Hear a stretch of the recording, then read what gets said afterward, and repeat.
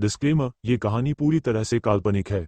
इस कहानी के सभी पात्र, स्थान, घटनाएं और नाम लेखक की कल्पना पर आधारित हैं। किसी भी जीवित या मृत व्यक्ति, समुदाय, धर्म, जाति, संस्था या स्थान से इसका कोई प्रत्यक्ष या अप्रत्यक्ष संबंध नहीं है। यदि कहानी में किसी नाम, घटना या परिस्थिति का वास्तविक जीवन से कोई मेल संयोगवश हो, तो उसे महज एक इत्तेफाक समझा जाए। इस कहानी का उद्देश्य केवल मनोरंजन करना है, न कि किसी की भावनाओं, विश्वासों या विचारों को ठेस पहुंचाना। कहानी में दिखाए गए विचार और घटनाएं लेखक के निजी विचार हैं और इन्हें किसी भी प्रकार की सच्ची घटना, इतिहास या वास्तविकता से जोड़कर न देखा जाए। एपिसोड 51। हृदय भेदी पदचाल। झोपड़ी के सामने एक परछाई नजर आ रही थी। उस परछाई का हर कदम भारी और सधा हुआ था। जैसे ही उसका पैर जमीन पर पड़ता, चारों ओर एक अद्भुत कंपन फैल जाता। ये परछाई किसी और की नहीं, आदित्य सिंह की थी। वो इस समय कोई शारीरिक कला नहीं, बल्कि एक युद्धकला का अभ्यास कर रहा था, जिसका नाम था हृदय भेदी पदचाल। इस युद्धकला की कोई श्रेणी नहीं थी, लेकिन आदित्य को हमेशा लगता था कि यह कोई साधारण कला नहीं है। इस समय आदित्य का दिल बहुत तेजी से धड़क रहा था। हृदय भेदी पदचाल का अभ्यास करना खुद आदित्य के लिए भी एक तपस्या जैसा था। आदित्य, ऊपर से दो लोग तुम्हें देख रहे हैं। एक तो वही बूढ़े आचार्य हैं और दूसरी तुम्हारी बड़ी बहन मानवी।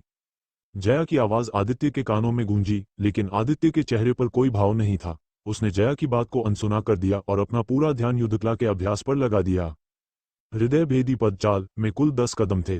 अपने पिछले जीवन में आदित्य एक बार में केवल 5 कदम ही चल पाता था। अगर वह उससे ज्यादा कोशिश करता तो उसका दिल उस दबाव को सह नहीं पाता।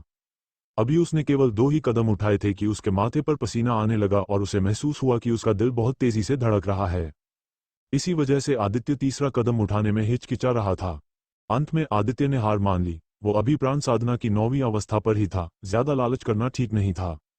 गुरुदेव, ये कैसी पदचाल है? हर कदम ऐसा लगता है जैसे सीधे दिल पर वार कर रहा हो। ये साधारण नहीं है।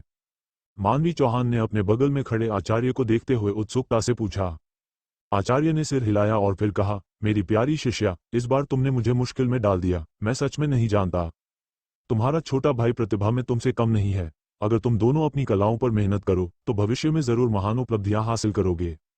अगर तुम उससे विदा लेना चाहती हो तो जाओ। इसके बाद वापस लौटना आसान नहीं होगा। ये सुनकर मानवी थोड़ी हैरान हुई। वो अच्छी तरह जानती थी कि उसके गुरु कोई साधारण व्यक्ति नहीं थे। उनकी अपनी साधना के अलावा उनका ज्ञान भी अथाह था। लेकिन आज गुरु ने खुद कहा कि वह नहीं जानते, जिसने मानवी को सच में हैरान कर दिया। तुम उससे इस पद चाल के बारे में पूछ सकती हो। ये लड़का कंजूस नहीं लगता। इस पद चाल से भविष्य में तुम्हारी युद्ध शक्ति बहुत बढ़ जाएगी।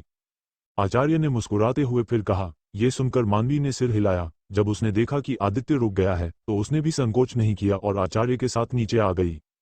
छोटे भाई आदित्य, मैं बिना बुलाए आ गई। क्या तुम्हारा स्वागत है? मानवी आदित्य से कुछ दूर खड़ी होकर मुस्कुराते हुए बोली। आदित्य थोड़ा चौंक गया और जब उसने मानवी के बगल में खड़े आचार्य को देखा तो उसकी आंखें आश्चर्य से सिकुड़ गईं। मेरी इस छोटी सी कुटिया का सौभाग्य है कि बड़ी बहन आप यहाँ पधारी। आदित्य ने अंदर आने का इशारा किया और मानवी भी बिना किसी हिचकिचाहट के आदित्य के साथ उसकी छोटी सी झोपड़ी में चली गई। आदित्य ने दोनों के लिए चाय डाली और फिर मानवी के सामने पालथी मारकर बैठ गया। छोटे भाई आदित्य, मैं संस्था छोड़कर जा रही हूँ। पता नहीं कब लौटूंगी, इसलिए आज तुमसे विदा लेने आई हूँ। मानवी सीधे मुद्दे पर आई और अपने आने का मकसद साफ साफ बता दिया। आदित्य ये बात मन ही मन जानता था।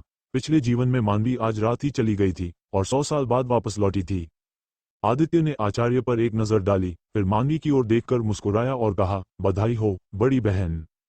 विंध्य प्रदेश बहुत छोटा है। आपकी प्रतिभा के साथ यहाँ रहना समय की बर्बादी ही होगी।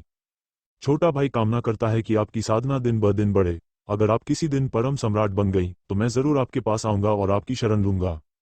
मानवी ने आदित्य को घूर कर देखा। ये लड़का सच में कुछ भी बोलता था। परम सम्राट तक की बात करने की हिम्मत कर रहा था। मानवी ने अपने गुरु से सुना था कि आज की दुनिया में सम्राट तो छोड़ो, एक अर्ध सम्राट भी नहीं है। मानवी एक सीधी सादी इंसान थी। जब उसने देखा कि आदित्य उसकी घूरती नजरों से गर्दन सिकोड़ रहा है तो वह हल्का सा मुस्कुराए बिना न रह सकी। छोटे भाई आदित्य, मैंने अभी देखा कि तुम एक विशेष युद्धकला का अभ्यास कर रहे थे। सच कहूं तो बड़ी बहन को वो पसंद आ गई है। छोटे भाई, तुम्हें जो भी चाहिए बताओ, मैं तुम्हारे साथ अदला बदली करने को तैयार हूं। मानवी की बातें सुनकर आदित्य थोड़ा चौंक गया, फिर मुस्कुराया और एक मणि पट्टिका निकालकर अपने माथे के बीच रखी। एक पल बाद आदित्य ने मणि पट्टिका को माथे से हटाकर मानवी को दे दिया।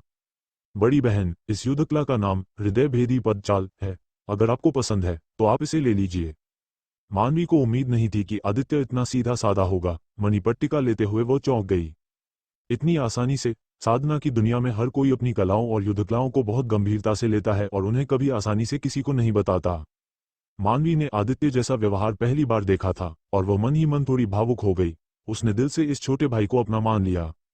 आचार्य की आंखों में आदित्य के लिए संतुष्टि और भी बढ़ गई। आदित्य उन्हें सच में बहुत पसंद आया। मानवी हल्का सा मुस्कुराई और बोली, छोटे भाई, तुम्हारी बहन तुम्हारा ये स्नेह याद रखेगी। अगर भविष्य में तुम विंध्य प्रदेश से बाहर निकल सको तो मुझे ढूंढने आ सकते हो, तब मैं तुम्हारी रक्षा करूंगी। यह मणिपट्टिका तुम्हारे लिए है, इसमें मेरे गुरु का एक प्रहार है। गुरु ने यह मुझे अपनी रक्षा के लिए दिया था। अब जब गुरु मेरे साथ हैं तो मुझे इसकी जरूरत नहीं पड़ेगी, इसलिए मैं ये तुम्हें आत्मरक्षा के लिए देती हूँ, छोटे भाई। मानवी के बोलने के बाद उसने अपनी कमर से एक मणिपट्टिका निकाली और आदित्य को दे दी। जब आदित्य ने यह सुना तो उसका दिल जोर जोर से धड़कने लगा। इस सौदे में तो उसका बहुत बड़ा लाभ हो गया। उसने हृदय भेदी पदचाल इतनी खुशी से मानवी को इसलिए दी थी क्योंकि वह जानता था कि यह बड़ी बहन भविष्य में एक असाधारण हस्ती बनेगी। अगर वो पहले से अच्छे संबंध बना ले तो भविष्य में यह उसके बहुत काम आ सकता है। आदित्य को उम्मीद नहीं थी कि इनाम इतनी जल्दी मिलेगा। आदित्य अच्छी तरह जानता था कि मानवी के बगल में खड़े गुरु एक सच्चे परम गुरु अवस्था के विशेषज्ञ थे और उनका प्रहार बहुत ही भयानक होता है। आदित्य ने उसे सीधे लेने की हिम्मत नहीं की, बल्कि आचार्य की ओर देखा। जब उसने देखा कि आचार्य के चेहरे पर कोई विशेष भाव नहीं है, तब उसने हाथ बढ़ाकर उसे ले लिया। धन्यवाद बड़ी बहन, आदित्य ने खुशी से कहा। यह एक अतिरिक्त सुरक्षा कवच या यहाँ तक कि एक अतिरिक्त जीवन पाने जैसा था। मानवी मुस्कुराई और सिर हिलाया, फिर उसकी आत्मा मणिपट्टिका में समा गई। एक पल बाद उसके चेहरे पर खुशी की लहर दौड़ गई। क्या शानदार हृदय भेदी पदचाल है, ये सच में अद्भुत है। छोटे भाई, ये युद्धकला बहुत शक्तिशाली है। यह बहुत संभव है कि यह एक स्वर्गीय श्रेणी की युद्धकला हो। भविष्य में इसे दूसरों को मत दिखाना ताकि दूसरों की लालची नजरें इस पर न पड़ें। मानवी ने आदित्य को बेहद गंभीर भाव से चेतावनी दी। वो इस युद्धकला से सच में चौंक गई थी। मानवी की नजरें अद्भुत थीं। हालांकि हृदय भेदी पदचाल पर कोई श्रेणी अंकित नहीं थी, लेकिन जब उसने इसकी तुलना अपनी अभ्यास की हुई स्वर्गीय श्रेणी की युद्धकलाओं से की तो उसने पाया कि हृदय भेदी पदचाल उसकी अपनी स्वर्गीय श्रेणी की युद्धकलाओं से बिल्कुल भी कम नहीं थी और उसे तुरंत उत्तर मिल गया। उसे खुद भी उम्मीद नहीं थी कि उसके छोटे भाई के पास वास्तव में स्वर्गीय श्रेणी की युद्धकलाएं थीं। क्या? आदित्य और आचार्य दोनों ही बहुत हैरान थे। उन दोनों को ही उम्मीद नहीं थी कि यह युद्धकला स्वर्ग श्रेणी की होगी। आदित्य का सिर भना गया और उसे कुछ याद आया। घेर कर मारे जाने से पहले उसने इसी युद्धकला का इस्तेमाल करके अपने ही स्तर के 2-3 लोगों को मार डाला था। उसने दोबारा जीवन जिया और उसे केवल इतना याद था कि वो उस समय एक पागल की तरह था, बिना किसी हिचकिचाहट के, और उसके दिल पर कदम लगातार पड़ते रहे। अब याद करने पर लगता है कि सामने वाले की मौत हृदय भेदी पदचाल के हाथों हुई थी। आचार्य भी बहुत हैरान थे। हालांकि उन्होंने कई स्वर्गीय श्रेणी की युद्धकलाओं का अभ्यास किया था, लेकिन वे स्वर्गीय श्रेणी की युद्धकलाओं की भयानकता से अपरिचित नहीं थे। लेकिन ये बहुत दिलचस्प है कि इस तरह की युद्धकला विंध्य प्रदेश में अमर संस्था जैसी दूर दराज की जगह पर दिखाई दी। अचानक आचार्य को वह दिन याद आया जब आदित्य ने पवन वज्र मुष्टि का इस्तेमाल किया और बिजली गिरा दी, और फिर उन्होंने सिर हिलाया। एक स्वर्गीय श्रेणी की युद्धकला का दिखना ही डरावना है, और अगर एक और दिखाई दे तो शायद उन्हें लगेगा कि वो पागल हो रहे हैं। धन्यवाद बड़ी बहन, मुझे सच में नहीं पता था कि यह युद्धकला इतनी भयानक है। आदित्य ने सावधानी से कहा। छोटे भाई आदित्य, अब पछताने में बहुत देर हो चुकी है, मानवी ने मजाक में कहा। आदित्य जोर से हंसा और बोला, बड़ी बहन, आप मजाक कर रही हैं, मैं इतना कंजूस आदमी नहीं हूं। मानवी ने सिर हिलाया, अपने हाथ में मणिपट्टिका को कुचल दिया। फिर उसने सावधानी से कहा, चिंता मत करो छोटे भाई, मैं इस युद्धकला को किसी के सामने प्रकट नहीं करूंगी। बड़ी बहन जा रही है, तुम्हें कड़ी मेहनत करनी होगी। सच कहूं तो अमर संस्था में केवल 1.5 लोग हैं जो मेरे ध्यान के योग्य हैं। तुम एक हो और दूसरी आधी छोटी बहन हर्षिता है। अफसोस की बात है कि उसका मन बहुत जटिल है और उसकी भविष्य की उपलब्धियों का अनुमान लगाना मुश्किल है। हिम्मत रखो, बड़ी बहन तुम्हारे साथ है। मानवी ने यह कहकर खड़े होते हुए एक तरह का दबदबा दिखाया। आदित्य जल्दी से खड़ा हुआ और दोनों के पीछे पीछे चला गया। जब वे दरवाजे के बाहर पहुंचे तो मानवी ने आदित्य को सिर हिलाया, फिर वो और आचार्य एक पल में आदित्य के सामने से गायब हो गए। मानवी अपने रास्ते पर चलने के लिए निकल गई। आदित्य ने जिस दिशा में वे गायब हुए थे उसे देखा और अपनी दाहिनी मुट्ठी थोड़ी भींच ली। भविष्य में आदित्य भी अपनी अजेयता की राह पर चलेगा। अमर संस्था के प्रवेश द्वार पर एक बड़ा चौक है। आमतौर पर इस चौक में बहुत से लोग नहीं होते, लेकिन आज ये लोगों से खचाखच भरा हुआ था। अमर संस्था के बुजुर्ग एक के बाद एक प्रकट हुए और चौक के ऊपर ऊंचे मंच पर बैठ गए। हर किसी के चेहरे पर थोड़ी उम्मीद थी। यहाँ तक कि ऊर्जा मणि खदान के प्रभारी बड़े आचार्य प्रद्युम्न भी वापस आ गए थे और ऊंचे मंच पर बैठे थे। आचार्य प्रद्युम्न 50 के दशक के लगते हैं। उनके चेहरे पर एक गंभीर भाव है। वो उस तरह के व्यक्ति हैं जो बिना नाराज हुए भी डरावने लगते हैं, और उनकी साधना आत्मा पृथक्करण अवस्था के चौथे स्तर तक पहुंच चुकी है। आचार्य प्रद्युम्न के पीछे हर्षिता वाघेला चुपचाप खड़ी थी, एक लंबी तलवार पकड़े हुए, जिससे उसका पहले से ही सीधा शरीर और भी आकर्षक लग रहा था। पिछले जीवन में क्योंकि आदित्य की नसें क्षतिग्रस्त हो गई थीं, मेघा इंद्रधनुष दवा की तलाश में बाहर गई थी, इसलिए मेघा इंद्रधनुष आज के शिष्य ग्रहण समारोह में शामिल नहीं हुई थी। उस समय वेणु शिखर का प्रतिनिधित्व अनन्या शर्मा ने किया था और आदित्य भीड़ में खड़ा देख रहा था। विक्रम राठौड़ ने मंच पर धूम मचा दी और अनन्या शर्मा को उसे याद रखने पर मजबूर कर दिया। लेकिन इस जीवन में अनन्या शर्मा नहीं आई, बल्कि मेघा इंद्रधनुष और आदित्य आए। तुम आदित्य सिंह हो? आचार्य प्रद्युम्न ने आदित्य को देखा और शांति से कहा।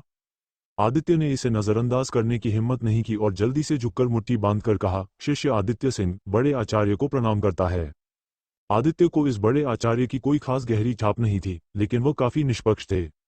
लेकिन बाद में चैतन्य पांडे ने विद्रोह कर दिया। आचार्य प्रद्युम्न क्रोधित हो गए, चैतन्य पांडे से लड़े और चैतन्य पांडे के बगल में एक बूढ़े आदमी द्वारा मारे गए। सच कहूं तो अब तक आदित्य को अभी भी नहीं पता कि चैतन्य पांडे के पीछे वो बूढ़ा आदमी कौन है।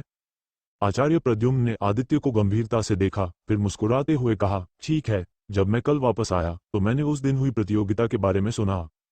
अच्छी तरह से अभ्यास करो, अमर संस्था का सच्चा भविष्य तुम युवा पीढ़ी के हाथों में है। जैसे ही आचार्य प्रद्युम्न ने ये कहा, उनके बगल में हर्षिता वाघेला, यशवर्धन और अन्य लोग आदित्य को देखने से खुद को रोक नहीं सके। बड़े आचार्य शायद ही कभी दूसरों की प्रशंसा करते हैं, और यह कि वो ऐसे शब्द कह सकते हैं, ये पहले से ही आदित्य की एक बड़ी पुष्टि थी। मेघा इंद्रधनुष ने जल्दी से कहा, बड़े आचार्य, आदित्य अमर संस्था का सदस्य है, यह उसे करना ही चाहिए। मेघा इंद्रधनुष नहीं चाहती कि उसके शिष्यों की इतनी प्रशंसा की जाए कि उनके लिए नीचे आना मुश्किल हो जाए। आदित्य का भाव शांत था और उसने मुट्ठी बांधकर कहा, आपकी शिक्षाओं के लिए धन्यवाद बड़े आचार्य। मैं बड़ी बहन हर्षिता, बड़े भाई यशवर्धन और अन्य लोगों से गंभीरता से सीखूंगा। आचार्य प्रद्युम्न ने सिर हिलाया और उनकी आंखों में संतुष्टि और भी तीव्र हो गई। हर्षिता वाघेला, यशवर्धन और अन्य लोगों ने भी बाद में नजरें हटा लीं। उन सभी के चेहरे पर कोई भाव नहीं था और कोई नहीं जानता था कि वे क्या सोच रहे थे। इस समय अमर संस्था के पहाड़ी दरवाजे पर हजारों लोग जमा थे। ये लोग अमर संस्था में हर जगह से आए थे। इस समय दूर आसमान में एक काला बिंदु दिखाई दिया। काला बिंदु बेहद तेज गति से आगे बढ़ रहा था और तेजी से बड़ा हो रहा था। यह एक विमान निकला। विमान पर घनी आकृतियां थीं, वे सभी युवा लड़के और लड़कियां थीं। ये पांचवे बुजुर्ग गुरु तपन हैं जो दूर दराज के स्थानों से शिष्यों की भर्ती करके लौटे हैं। ये तथ्य कि ये लोग विमान का अनुसरण करते हुए आए हैं, इसका मतलब यह नहीं है कि वे 100% अमर संस्था में प्रवेश कर पाएंगे। ये सामान्य है कि 10 में से केवल एक ही बच सकता है। गुरु तपन ने बस उनके शरीर का परीक्षण किया, जो एक बहुत ही बुनियादी परीक्षण था। लेकिन मूल अस्थि परीक्षण के अलावा अमर संस्था में 2 और दौर के परीक्षण भी होते हैं, अर्थात आत्मा परीक्षण और अंतरात्मा परीक्षण। कमजोर आत्मा वाले लोग भविष्य में बहुत दूर तक नहीं जा सकते। इसके अलावा आत्मा की साधना करना बेहद मुश्किल है, अपनी आध्यात्मिक शक्ति की साधना करने से कहीं ज्यादा चुनौतीपूर्ण। इसलिए कई संस्थाएं ऐसे लोगों की भर्ती नहीं करती हैं जो जन्म से ही कमजोर आत्मा वाले होते हैं। अंतरात्मा परीक्षण भी है, जो आंतरिक राक्षसों का परीक्षण करता है। अगर कोई मायाजाल से बाहर नहीं निकल पाता है तो कोई भी संस्था उसे स्वीकार नहीं करेगी, क्योंकि वह भविष्य में एक राक्षस साधक बन जाएगा। कोई भी संस्था एक राक्षस साधक को प्रशिक्षित करने को तैयार नहीं है, क्योंकि यह न केवल संस्था को खतरे में डालेगा बल्कि संस्था के लिए आपदा का कारण भी बन सकता है। तीनों परीक्षणों में बड़ी संख्या में लोग बाहर हो गए और अंत में बहुत कम लोग बचे। भले ही वे रहने में सफल हो जाएं, उनमें से लगभग 95% सीधे बाहरी शिष्य बन जाएंगे। केवल 5% लोगों पर बुजुर्गों की नजर पड़ेगी और उन्हें उनके व्यक्तिगत शिष्यों के रूप में चुना जाएगा। जब आदित्य अमर संस्था में शामिल हुआ तो वह 95% लोगों में से था। कुछ साल बाहरी संस्था में रहने के बाद उस पर तीसरी बुजुर्ग मेघा इंद्रधनुष की नजर पड़ी और उसे शिष्य के रूप में स्वीकार कर लिया। 5वें बुजुर्ग वापस आ गए हैं, अमर संस्था के शिष्यों ने आश्चर्य से कहा, और दूर विशाल विमान को देखते हुए उनमें से कई की आंखों में पुरानी यादें ताजा हो गईं। इसी तरह वे उस समय अमर संस्था में पहुंचे थे। विमान से नीचे कूदती हुई आकृतियों को देखते हुए आदित्य ने उनमें से एक को घूरा और उसके चेहरे पर एक व्यंग्यात्मक मुस्कान थी। यह व्यक्ति विक्रम राठौड़ है। जैसा आदित्य को याद था वह आया, लेकिन आदित्य को आश्चर्य इस बात का हुआ कि विक्रम राठौड़ 5वें बुजुर्ग गुरु तपन का अनुसरण नहीं कर रहा था। क्या ऐसा हो सकता है कि गुरु तपन को अभी तक विक्रम राठौड़ को अपना शिष्य बनाने का समय नहीं मिला है?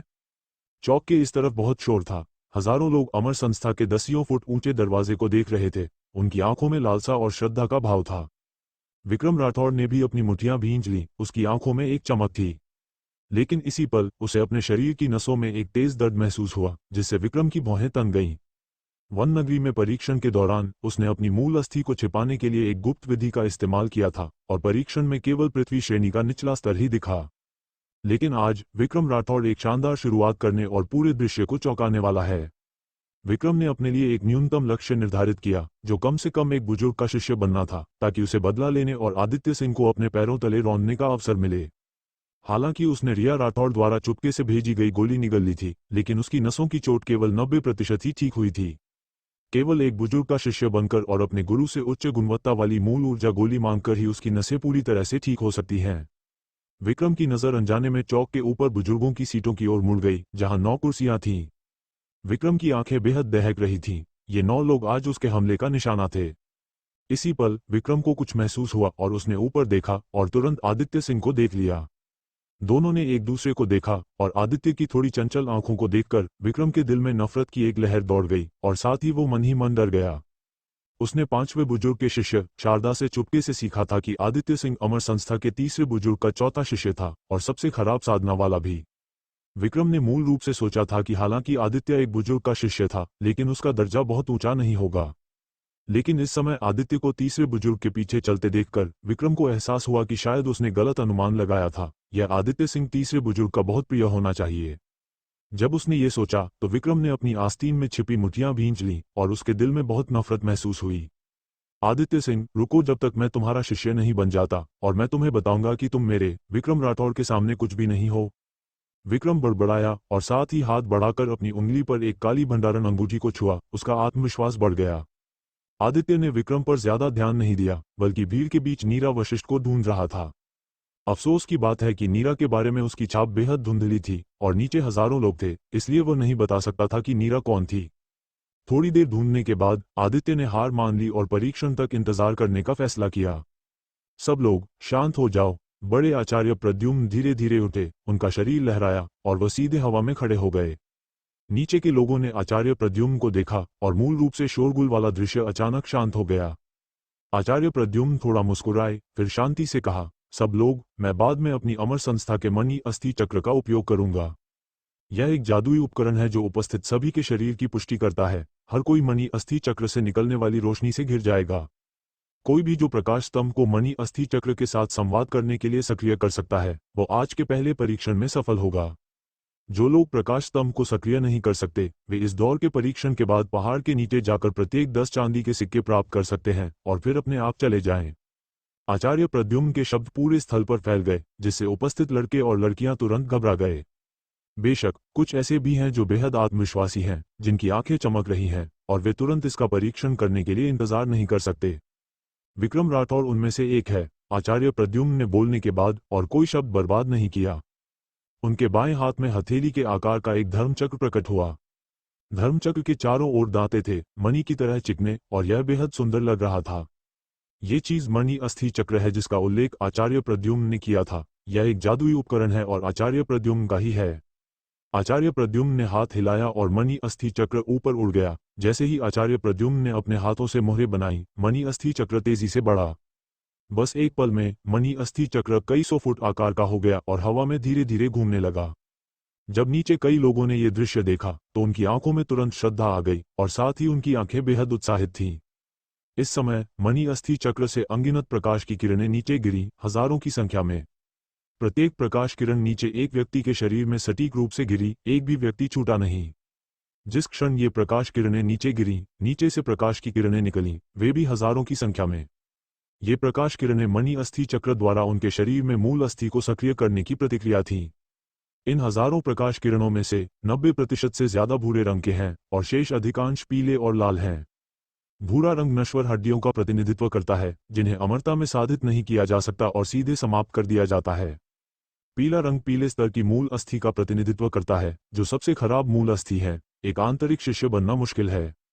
लाल रंग जुबान स्तर की मूल अस्थि का प्रतिनिधित्व करता है। इस तरह की मूल अस्थि के साथ किसी को केवल 3 साल तक बाहरी संस्था में रहने की जरूरत होती है, फिर आंतरिक संस्था में प्रवेश करने और एक आंतरिक संस्था का शिष्य बनने से पहले। आदित्य और बुजुर्गों ने भूरे, पीले और लाल प्रकाश किरणों को पार करके दर्जनों हरी प्रकाश किरणों को देखा। ये पृथ्वी स्तर की मूल अस्थि का प्रतिनिधित्व करता है। इस तरह की मूल अस्थि वाले शिष्य, अगर उनकी आत्मा अच्छी है और वे अंतरात्मा की परीक्षा पास कर सकते हैं, तो वे बुजुर्ग शिष्य बन सकते हैं। इस समय एक चांदी का प्रकाश स्तंभ उठा, जिसने तुरंत सभी बुजुर्गों का ध्यान आकर्षित किया।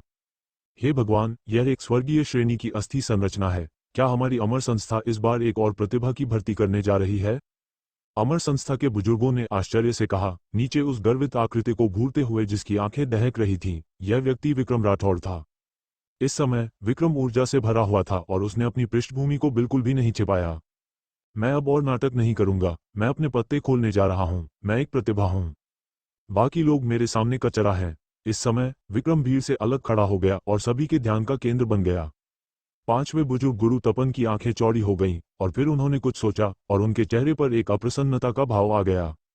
गुरु तपन समझ गए कि विक्रम जानबूझकर अपनी असली क्षमताओं को उनसे छिपा रहा था। क्या यह उनका तिरस्कार करने का स्पष्ट संकेत नहीं था? इस समय गुरु तपन की अप्रसन्नता और भी तीव्र हो गई और उन्होंने विक्रम को एक अमित्रतापूर्ण नजर से देखा। संस्था में शिष्यों की भर्ती के प्रभारी एक बुजुर्ग के रूप में वो एक प्रतिभा की खोज करने में असमर्थ थे। ये गुरु तपन के चेहरे पर एक तमाचा था। आदित्य इस परिणाम से बिल्कुल भी हैरान नहीं था। अगर विक्रम के पास यह आधार नहीं होता तो वह इतनी ऊंची उपलब्धि हासिल नहीं कर पाता। लेकिन इस समय आदित्य को अभी भी नहीं पता था कि गुरु तपन क्या सोच रहे हैं। अगर वह जानता तो आदित्य निश्चित रूप से हंसते हंसते मर जाता। उपस्थित प्रत्येक बुजुर्ग के पास एक बहुत ही प्रतिभाशाली शिष्य था, सिवाय पांचवें बुजुर्ग के, जिनके संरक्षण में केवल कुछ ही अयोग्य थे। अपने पिछले जीवन में गुरु तपन विक्रम पर बहुत दयालु थे और उन्होंने अपने अधिकांश संसाधन उसे दे दिए, जिससे विक्रम तेजी से बढ़ सका। जैसा कि कहा जाता है, एक अच्छा रसोइया चावल के बिना नहीं पका सकता। आप कितने भी प्रतिभाशाली क्यों ना हो, संसाधनों के बिना ये बेकार है। अगर विक्रम किसी अन्य बुजुर्ग का शिष्य बन जाता तो उसके लिए इस तरह का व्यवहार प्राप्त करना बिल्कुल असंभव होता। पांचवें बुजुर्ग, आपने इस बार संस्था के लिए एक बड़ी सेवा की है। आप एक प्रतिभा को भी वापस ले आए। ऐसा लगता है कि नए शिष्यों की भर्ती का काम आपको सौंपना सही चुनाव था। आपने इतना अच्छा बीज अपने लिए नहीं रखा। बहुत अच्छा। दूसरे बुजुर्ग गुरु प्रताप ने गुरु तपन से मुस्कुराते हुए कहा। उनके शब्द बहुत ईमानदार थे। जब गुरु तपन ने यह सुना तो उनके चेहरे का भाव तुरंत जम गया और फिर लगातार बदलता रहा। वो गुरु प्रताप के शब्दों में छिपे व्यंग्य को कैसे नहीं सुन सकते थे। आदित्य मेघा इंद्रधनुष के पीछे खड़ा था, जो दोनों के बीच में था। इस समय दूसरे बुजुर्ग के शब्दों को सुनने और पांचवें बुजुर्ग के थोड़े बदसूरत चेहरे के भाव को देखने के बाद किसी कारण से उसे अचानक अच्छा महसूस हुआ। वो बुरे मूड में कैसे हो सकता है? विक्रम उसका अनुभव बच्चा है। अगर वो अपनी भाग्य मूल्य को जल्दी से बढ़ाना चाहता है तो उसे उससे पैसा कमाना होगा। ये कहा जा सकता है कि आदित्य इस दिन का लंबे समय से इंतजार कर रहा था। बहुत बढ़िया। हमारी अमर संस्था पर सच में स्वर्ग की कृपा है। मानवी के अलावा अब हमारे पास स्वर्गीय श्रेणी की मूल अस्थि वाला एक और शिष्य है। बुरा नहीं, बुरा नहीं। इस समय एक आकृति चमक कर आई। वो अमर संस्था के प्रमुख आचार्य देवदत्त चौहान थे। आचार्य देवदत्त चौहान ने नीचे विक्रम को देखा और उनकी आंखों में प्रशंसा थी। प्रमुख आचार्य से मिलिए। जब बुजुर्गों ने प्रमुख आचार्य को देखा तो वे सभी खड़े हो गए और प्रणाम किया। आदित्य चौंक गया। विक्रम का भाग्य इतना अच्छा नहीं हो सकता था कि उसे प्रमुख आचार्य ने देख लिया हो। अगर प्रमुख आचार्य उसे शिष्य के रूप में स्वीकार कर लेते हैं तो ये थोड़ा मुश्किल हो जाएगा। जैसा कि कहा जाता है, जिससे आप डरते हैं वही आपके पास आता है। आचार्य देवदत्त चौहान ने भीड़ की ओर हाथ हिलाया, फिर नीचे विक्रम को देखा और कहा, क्या तुम मेरी सेवा में आना चाहोगे? जब बुजुर्गों ने आचार्य के शब्द सुने तो वे सभी कड़वाहट से मुस्कुराए। वे आचार्य से कैसे बहस कर सकते थे? विक्रम ने पहले ही आचार्य देवदत्त चौहान के आगमन को देख लिया था। जब उसने बुजुर्गों को उन्हें आचार्य कहते सुना तो उसे तुरंत दूसरे पक्ष की पहचान पता चल गई। बिना किसी हिचकिचाहट के विक्रम घुटनों के बल बैठ गया। आचार्य देवदत्त चौहान की ओर मुट्ठी बांधकर कहा, शिष्य विक्रम राठौड़ गुरु को प्रणाम करता है। ठीक है, ठीक है विक्रम, अब से तुम मेरे शिष्य होगे।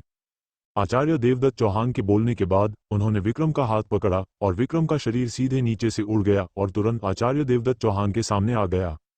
विक्रम ने आदित्य को देखा और उसके होठों पर एक हल्की मुस्कान थी। आदित्य का भाव शांत हो गया था। उसे उम्मीद नहीं थी कि उसकी तितली के पंख इतना बड़ा बदलाव लाएंगे। लेकिन विक्रम भी बहुत जल्दी खुश हो रहा था। अगर आदित्य का अनुमान सही था तो चैतन्य पांडे अब दुष्ट बनने लगा है। वे दोनों अपने पिछले जीवन में इसलिए मिल पाए क्योंकि कोई हितों का टकराव नहीं था। लेकिन अब जब वे भाई बन गए हैं तो इसका मतलब है कि मूल रूप से चैतन्य पांडे को दिए गए संसाधनों का कुछ हिस्सा विक्रम के साथ बांटना होगा, या आधा भी। चैतन्य पांडे निश्चित रूप से खुश नहीं होगा। दोनों में से कोई भी अच्छा इंसान नहीं है। मुझे लगता है कि मुझे आग में घी डालने की जरूरत है और उन्हें एक दूसरे से लड़ने देना है। इस समय आदित्य को अचानक याद आया कि उसके पास अभी भी एक खजाना है जिसका उसने उपयोग नहीं किया है। वो उसका मन संवेदी यंत्र था, अन्यथा वह इसे विक्रम पर इस्तेमाल करता। हालांकि आदित्य को ऐसा करना अफसोसजनक लगा। अगर आप अपने दुश्मन के विचारों को सुन सकते तो आप कैसी प्रतिक्रिया देते? जब उसने ये सोचा तो आदित्य मुस्कुराए बिना नहीं रह सका। उसे विश्वास नहीं था कि वह उसे मार नहीं सकता। बधाई हो गुरु, एक प्रिय शिष्य पाने पर। बुजुर्ग सभी जल रहे थे, लेकिन फिर भी उन्होंने झुककर आचार्य देवदत्त चौहान को बधाई दी। आचार्य देवदत्त चौहान जोर से हंसे और अपने शरीर के एक झटके के साथ वो विक्रम के साथ गायब हो गए। सभी भूरे प्रकाश स्तंभ चले जाएं। इस समय बड़े आचार्य प्रद्युम्न की आवाज सुनाई दी, जिसने सीधे इस समूह के लोगों के भाग्य की घोषणा कर दी। भूरे प्रकाश स्तंभों में वे लोग विलाप कर रहे थे, लेकिन उन्होंने अवज्ञा करने की हिम्मत नहीं की। उन्होंने निराश होकर सिर हिलाया और पहाड़ के नीचे की ओर चल दिए। इन लोगों में लगभग 15 साल की एक लड़की थी। उसके चेहरे पर दृढ़ संकल्प का भाव था और वह नहीं गई। यह व्यक्ति नीरा वशिष्ठ थी। क्योंकि उसका जल आध्यात्मिक शरीर क्षतिग्रस्त हो गया था, जब उसका अभी अभी परीक्षण किया गया तो उसके शरीर पर एक भूरे रंग की प्रकाश किरण थी। नीरा वशिष्ठ हार मानने को तैयार नहीं थी, इसलिए वो बस एक तरफ हट गई और पहाड़ से नीचे नहीं गई। अगर वह किसी संस्था में शामिल नहीं हो पाती तो यही उसकी जिंदगी होती। नीरा वशिष्ठ इसे स्वीकार करने को तैयार नहीं थी। वो उन लोगों को कभी भी आसान समय नहीं देगी जिन्होंने उसकी हत्या करने की कोशिश की, भले ही वे उसके रिश्तेदार हों। जिस दिन उन्होंने उसकी हत्या की, वे अब उसके नीरा वशिष्ठ के रिश्तेदार नहीं रहे। ये पदयात्रा कई महीनों तक चली और 2000 मील से ज्यादा की थी। हालांकि नीरा कई बार खूंखार जानवरों के मुंह में मरते मरते बची, लेकिन वह एक भी कदम पीछे हटने में असमर्थ थी। नीरा के मन में केवल एक ही विचार था, जो था अपनी शारीरिक स्थिति को बहाल करना, अमरता की साधना करना और बदला लेना। नीरा को नहीं पता था कि इस समय एक जोड़ी आंखें उसे घूर रही थीं, और यह नजर आदित्य की थी। अभी अभी बहुत ज्यादा लोग थे, हजारों लोग। आदित्य चकाचौंध हो गया था और नीरा को बिल्कुल भी नहीं पहचान सका। लेकिन जैसे ही अनगिनत लोग पहाड़ से नीचे गए, चौक के किनारे खड़ी नीरा की पतली आकृति बहुत स्पष्ट हो गई। आदित्य ने अपने पिछले जीवन में नीरा को दूर से देखा था। उस समय नीरा वीर थी और उसमें मानवी चौहान का थोड़ा सा स्वाद था। आदित्य के दिमाग में परिचित व्यक्ति धीरे धीरे उसके सामने की पतली आकृति के साथ विलीन हो गया, जिससे आदित्य ने दूसरे व्यक्ति को तुरंत पहचान लिया। आदित्य ने अपने दिल में खुशी को दबा दिया, लेकिन वह जानता था कि यह बोलने का समय नहीं था।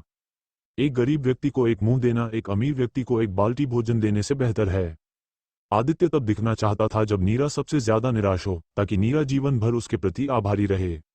2 जीवन जीने के बाद आदित्य को मानव स्वभाव की गहरी समझ है। वो अच्छी तरह जानता है कि सबसे बड़ा लाभ पाने के लिए उसे क्या करना चाहिए। आदित्य ने अगले 2 दौर के परीक्षणों पर ज्यादा ध्यान नहीं दिया और अंत में 20 से ज्यादा आकृतियां सामने आईं। ये वे लोग हैं जिनका प्रतिनिधित्व हरी प्रकाश किरण करती है। बाद में एक अधिक विस्तृत अस्थि संरचना परीक्षण किया गया। उनमें से 5 मध्य स्तर के पृथ्वी श्रेणी के थे और बाकी निम्न स्तर के पृथ्वी श्रेणी के थे। मेगा इंद्रधनुष ने 2 लोगों को अपने शिष्य के रूप में स्वीकार किया, एक पुरुष और एक महिला, जो एक भाई बहन की जोड़ी भी थे। पुरुष का नाम विजय और महिला का नाम विनीता था। दोनों ही अमर साधकों के एक छोटे से परिवार में पैदा हुए थे, जैसे कि वो सिंह परिवार जहां आदित्य मूल रूप से था। दोनों ही प्राण साधना के दूसरे स्तर पर पहुंच चुके हैं, जो उन्हें इस समूह के लोगों में उत्कृष्ट बनाता है। जिया सिंह और एक अन्य लड़की दोनों के पास निम्न श्रेणी की पृथ्वी स्तर की जड़ें थीं, और उनकी आत्माएं भी कमजोर नहीं थीं। उन पर 9वें बुजुर्ग गुरु लोकेश की नजर पड़ी और वे एक ही समय में उनके शिष्य बन गए। आदित्य ने जिया सिंह को सिर हिलाया और उसे एक उत्साहजनक नजर दी। इस बिंदु पर यह कहा जा सकता है कि शिष्यों की भर्ती का कार्य पूरा हो गया है और प्रत्येक बुजुर्ग को कुछ न कुछ मिला है। इस समय नीरा का पतला शरीर चौक के केंद्र में चला गया और घुटनों के बल बैठ गया। मैं नीरा वशिष्ठ, एक विनम्र लड़की, पूरे दिल से अमर बनने का अवसर ढूंढ रही हूँ। मैं बुजुर्गों से मुझ पर दया करने की भीख मांगती हूँ। मैं जीवन भर आपकी सेवा करने को तैयार हूँ, भले ही इसका मतलब एक बच्ची बनना हो, नीरा ने गंभीरता से कहा और कई बार सिर झुकाया।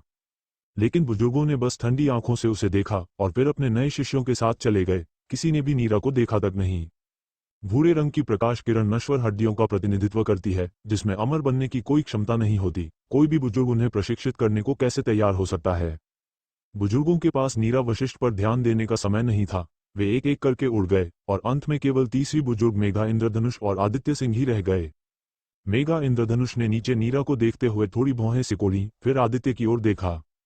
आदित्य, क्या तुम्हें यकीन है कि उसके पास मूल रूप से एक जल आध्यात्मिक शरीर था और उसे फंसाकर अग्नि आध्यात्मिक फल खिलाया गया?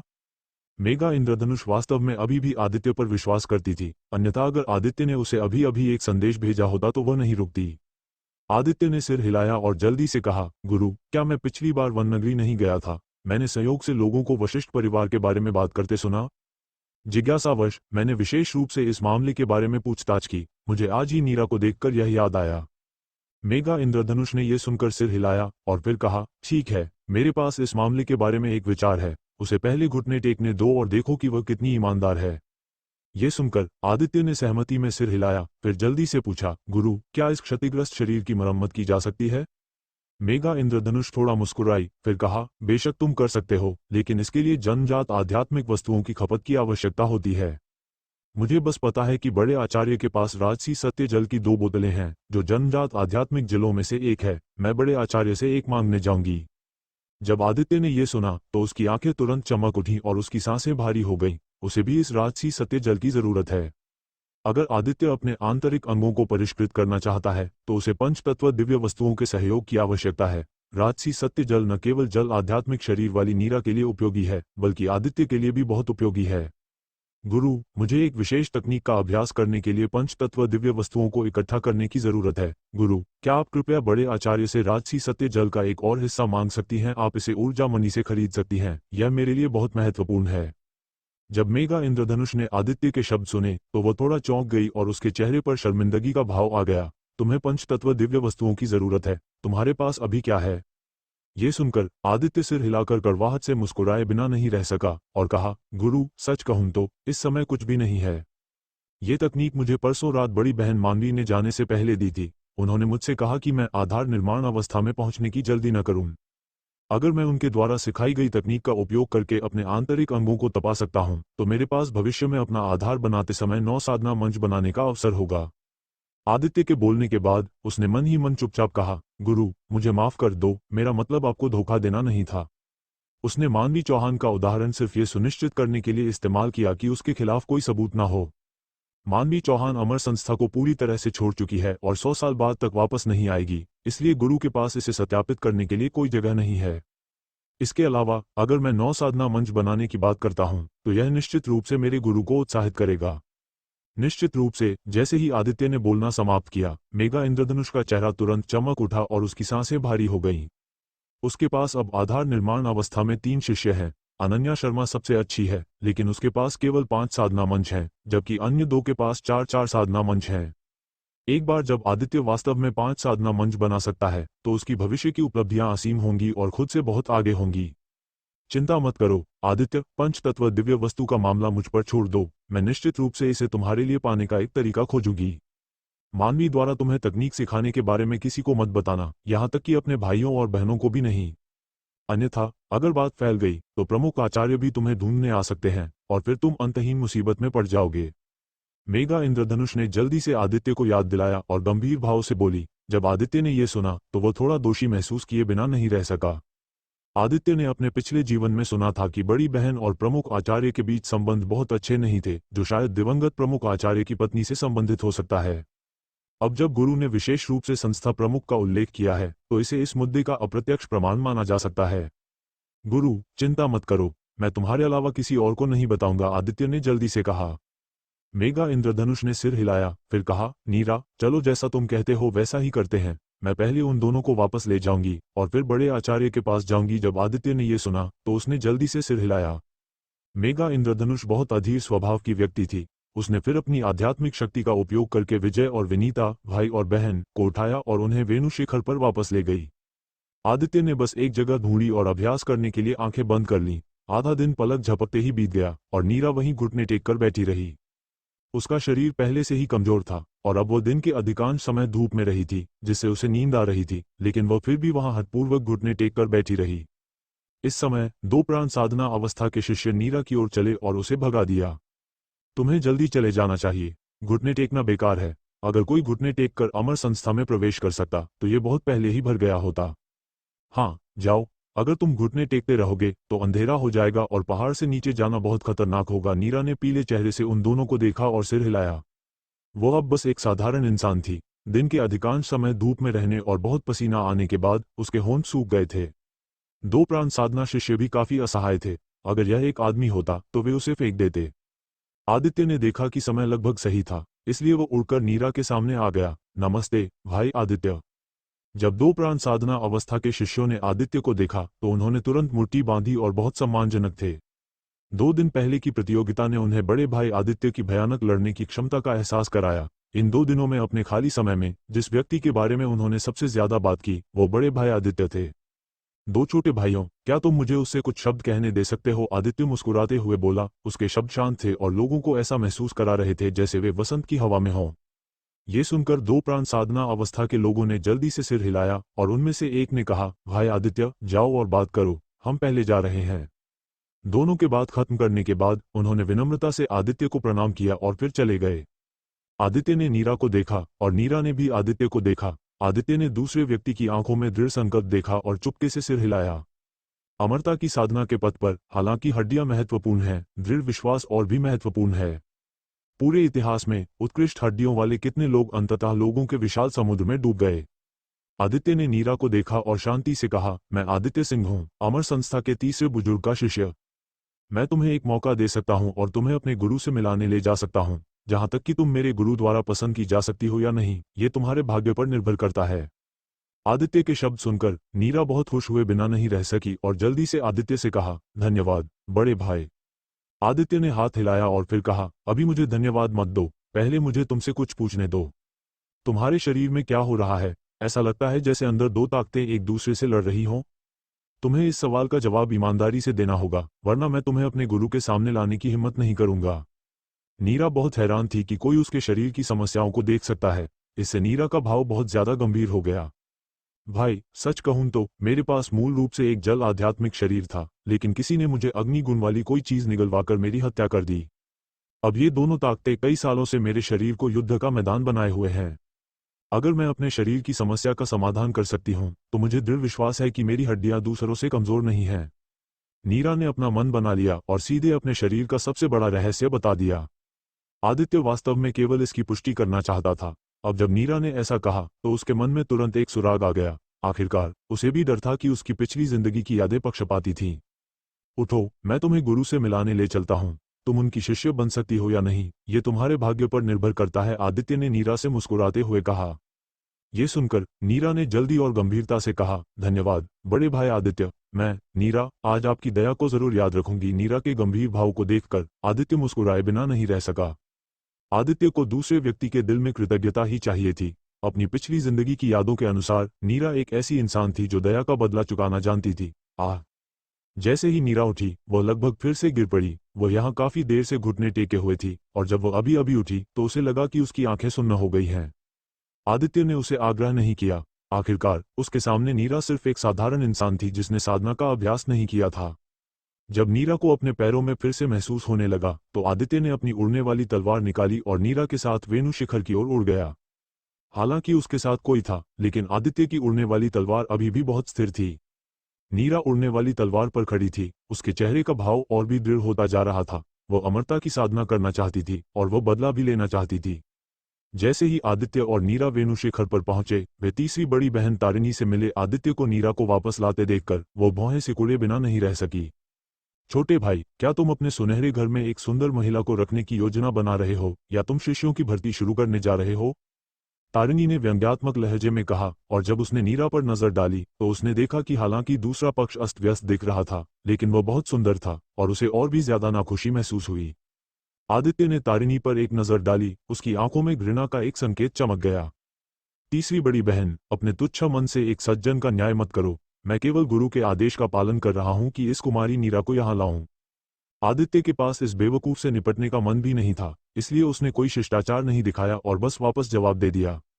जब नीरा ने दोनों के बीच की बातचीत सुनी तो उसे तुरंत लगा कि माहौल गलत है और उसका शरीर आदित्य के पीछे सिकुड़ने से खुद को रोक नहीं सका।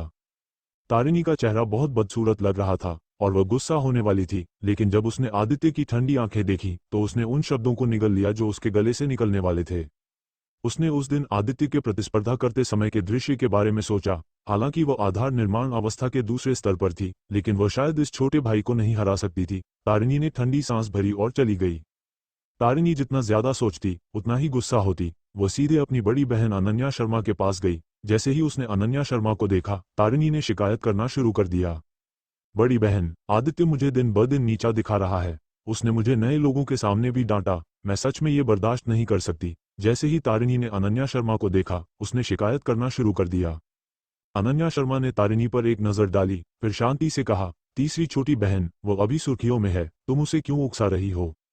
संस्था जल्द ही एक रहस्यमयी क्षेत्र का परीक्षण आयोजित करेगी। हम रहस्यमयी क्षेत्र में किसी भी चीज पर चर्चा करेंगे। अनन्या शर्मा के बोलने के बाद उसकी आंखों में एक ठंडी रोशनी चमक गई।